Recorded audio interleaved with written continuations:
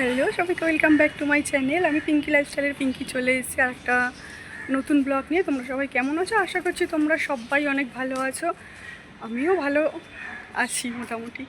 যাই হোক, আজকে যেহেতু মঙ্গলবার, বজরংবলির দিন, তাই ভাবলাম যে আজকে একটুখানি মন্দিরে গিয়েই পুজো দিই। সেই জন্য নিয়ে নিয়েছি মন্দিরের যা সামগ্রী, মোটামুটি সব কিছু নিয়ে নিয়েছি। এখন মন্দিরে যাব, যেহেতু আমাদের ঘরে তো বজরংবলী আছে, বজরংবলী প্রতিষ্ঠিত করা না, আর মন্দিরে বজরংবলী রয়েছে, বজরংবলী প্রতিষ্ঠিত করা। তো ভাবলাম যে সব সময় তো ঘরেই দিই, তো আজকে একটুখানি মন্দিরে যাওয়া যাক। মন্দিরে অনেক দিন ধরেই যাওয়া হয় না, বজরংবলীর মন্দিরে। আর এমনিতেও আজকের দিনে একটু মন্দিরে, বজরংবলীর মন্দিরে গিয়ে পুজো দেওয়া দিনটা খুব ভালো। ঘরে যতই তুমি পুজো দাও না কেন, মন্দিরে গিয়ে পুজো দেওয়া একটু ভালো। মন্দিরে বসে হনুমান চালিসা পড়াও ভালো। এবার যাদের সময় নেই তারা কোনো রকমভাবে দিয়ে আসে। তো যাই হোক, এখন আমি মন্দিরে সব কিছু গুছিয়ে নিয়েছি। আর রোদ্দুরের এত তেজ, মানে কথা বলতেও কষ্ট হচ্ছে, হাঁপিয়ে যাচ্ছে, এরকম একটা ব্যাপার। তো চলো মন্দিরে গিয়েই ওদের সাথে কথা হচ্ছে। মন্দিরের ভেতরে ঢুকতে না ঢুকতেই দেখছি অলরেডি একজন বসে পুজো করছে। যাই হোক, আজকে তো শনি মঙ্গলবার বজরংবলীর দিন থাকে। আমাদের এই মন্দিরটাতে সব দেবদেবী রয়েছে বলে সবাই মোটামুটি পুজো করতে আসে। আর আমাদের এখানে না পাঞ্জাবি, তারপরে নর্থ বেঙ্গলই বেশি ফ্ল্যাটে, আশেপাশে যে ফ্ল্যাটগুলো রয়েছে। তো সেই কারণেই যারা নর্থ বেঙ্গলই আছে তারা কিন্তু মহাদেবকে ভীষণ পরিমাণে মানে ওরা ঘন্টার পর ঘন্টা শিব ঠাকুরকে খুব সুন্দর করে সাজিয়ে গুছিয়ে পুজো করি। আমরা বাঙালিরা কি পুজো করি, ওরা কিন্তু ভীষণ সুন্দর করে পুজো করে। আর আমাদের এই গাছটা খুবই জাগ্রত। এটা হলো অশ্বত্থ আর বট গাছ একসাথে জয়েন্ট রয়েছে। এই গাছের নিচেই ছোট্ট করে মন্দির করা রয়েছে। মন্দির করে সব দেব দেবীরা বিরাজ করছে, সবাই কিন্তু প্রতিষ্ঠিত। যাই হোক, এবার হনুমানজিকে যা যা লাগে পুজোর জন্য সবটাই দেব। আর হনুমানজিকে তো অবশ্যই সিঁদুর দিতে হয়। গরমে প্রচণ্ড অবস্থা খারাপ হয়ে যাচ্ছে, কথাও জড়িয়ে যাচ্ছে, এতটাই গরম লাগছে। তো দাদাভাই পুজো করছিল বলে আমি একটুখানি দাঁড়িয়েছি। দুজন মিলে ওইভাবে তাড়াহুড়ো করে পুজো করা যায় না। আর পুজোটা একটু মন থেকে সুন্দর করে ভক্তি ভরে না করলে তাহলে কিন্তু কোনো পুজোরই কোনো নেই। তাড়াহুড়া করে সব কিছু করা যায়, পুজোটা একটু মন থেকে শান্তি মতন না করলে, ঠাকুরের সামনে চুপচাপ বসে মন থেকে ঠাকুরকে ডেকে পুজো না করলে আমার একদমই ভালো লাগে না। আর সব থেকে বড় কথা হলো, মন্দিরে একজন থাকলে আমি একা একা নিরালায় পুজো দিতেই বেশি পছন্দ করি। একটু বেলা করেই এসছিলাম, 4টের পরে এসছিলাম, তারপরেও দেখছি দাদাভাই পুজো করেই যাচ্ছে মন্দিরে। শিব ঠাকুরকে অনেক সুন্দর করে সাজিয়ে গুছিয়ে অনেক নিয়ম কানুন করে পুজো করছে। তো যাই হোক, আমরা তো ঠাকুরকে নিয়ম কানুন বলতে যেইটুখানি জানি সেইটুখানি করি। এক একজনের নিয়ম এক এক রকম, সবার নিয়ম তো সমান না। কিন্তু আমি মন থেকে একটা জিনিসই মানি, ঠাকুরকে পুজো করতে গেলে মনটা শুদ্ধ, মনে বিশ্বাস ভক্তি, এই দুটো জিনিস থাকলেই হয়। তো পুরো ভিডিওটা দেখো, আশা করি তোমাদের খুব ভালো লাগবে।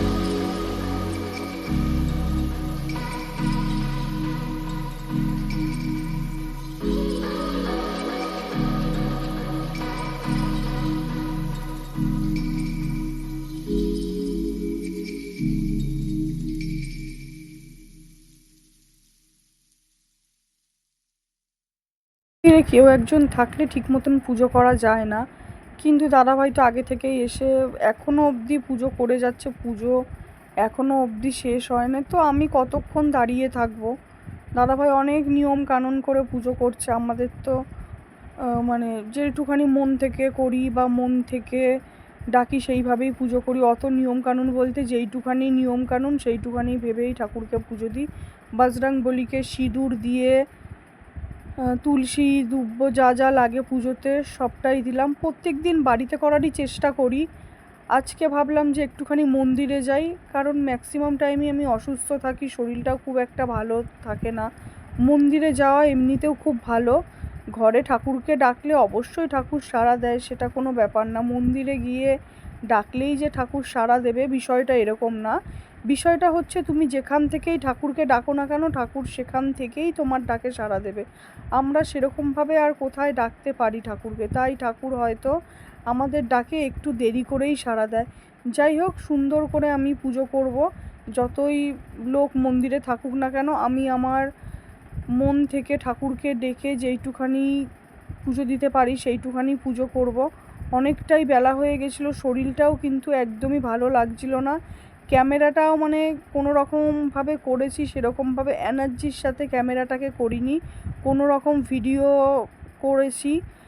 কেমন লাগলো ভিডিওটা অবশ্যই জানাবে। আর তোমরা কিভাবে মঙ্গলবার দিনকে পুজো করো সেটাও আমাকে জানিও। মন্দিরে পুজো করো না বাড়িতে গিয়ে পুজো করো সেটাও কিন্তু অবশ্যই জানিও। আমাদের এই মন্দিরে সব ঠাকুরই বিরাজমান আছে। শুদ্ধভাবে মন থেকে ঠাকুরকে ঘরে বসে ডাকলেও ঠাকুর সাড়া দেয়। আমি ভাবলাম যে সব সময় তো ঘরেই পুজো দিই, ঘরেই পুজো করি, আজকে একটুখানি মন্দিরে যাই। যেমন কথা তেমন কাজ, যেরকম ভেবেছি সেরকমটাই করে নিয়েছি। মন্দিরে এসে ঠাকুরকে সুন্দর করে পুজো দিচ্ছি।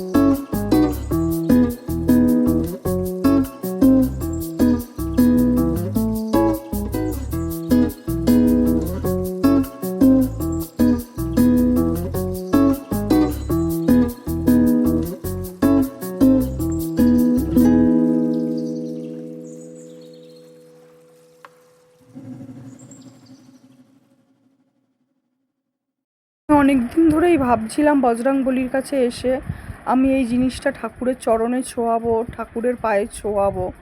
কারণ আমাদের একটা গুরুত্বপূর্ণ জিনিস হলো আমাদের মেয়েদের কাছে শাঁখা সিঁদুর আর মঙ্গলসূত্র। মঙ্গলসূত্র আমরা বাঙালিরা না পরলেও কিন্তু আমরা চাইলে মঙ্গলসূত্রটা পরতেই পারি। আমাদের কাছে শাঁখা সিঁদুর যেরকম, মঙ্গলসূত্রটাও কিন্তু আমরা চাইলে ইউজ করতে পারি। আমাদের কাছে, আমরা যেহেতু বাঙালি, তো আমাদের কাছে শাঁখা সিঁদুরটাই বেশি প্রাধান্য দেয়। যাই হোক, এই যে দেখো এই জিনিসটার মধ্যে কি রয়েছে, পুরো ভিডিওটা দেখো, তাহলে কিন্তু তোমরা বুঝতে পারবে। ভিডিওটাকে স্কিপ করে দেখো না, সবাইকে রিকোয়েস্ট করব। আর বজরংবলী এমন একটা ঠাকুর বা এমন একজন ভগবান যাকে মন থেকে তোমরা যদি খুশি করতে পারো তাহলে কিন্তু তোমাদের বিপদ আপদ স্পর্শ করতে পারবে না, এরকম একটা ব্যাপার। আমি তো ম্যাক্সিমাম টাইমই অসুস্থ থাকি, আর বরের অ্যাক্সিডেন্ট হওয়ার পর থেকেই আমরা মঙ্গলবারে নিরামিষ খাচ্ছি, হনুমানজিকে মানছি, অনেক দিনই হয়ে গেল। মঙ্গলবার, বৃহস্পতিবার আমরা এই দুটো দিন, অনেক দিন আবার শনিবারেও নিরামিষ খাই।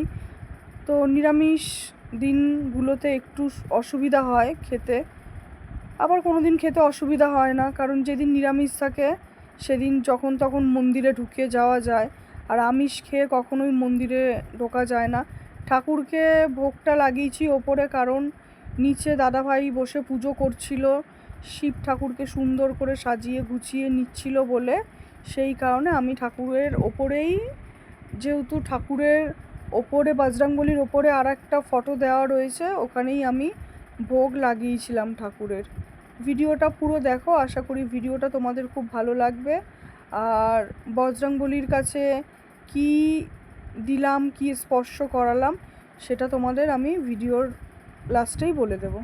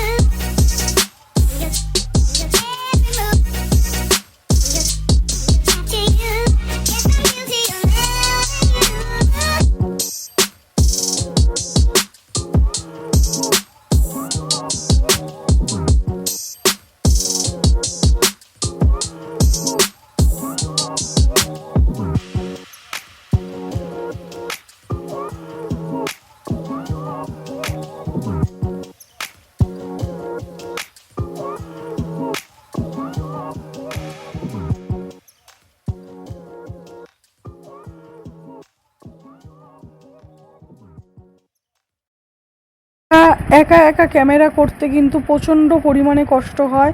আজকে সাথে ছেলেও ছিল না, অন্য দিনটাও ছেলে একটু ধরে দেয়। আজকে বজরংবলীকে সুন্দর করে পুজো দিলাম। আর জানি না ভিডিওটা কেমনভাবে ধরতে পেরেছি, কতটা ভালোভাবে ধরতে পেরেছি। তো তোমরা ভিডিওটা আজকে একটু অ্যাডজাস্ট করে দেখে নিও, যদি কোনো ভুল ত্রুটি হয়ে থাকে তো তোমরা আমাকে প্লিজ ক্ষমা করে দিও, কারণ একা একা ভিডিও করতে হচ্ছিল। আর ডান হাতে ঠাকুরকে ফুল মালা মিষ্টি দিচ্ছিলাম, আর আরেক হাতে বাঁ হাতে কোনো রকমভাবে ক্যামেরা করছিলাম।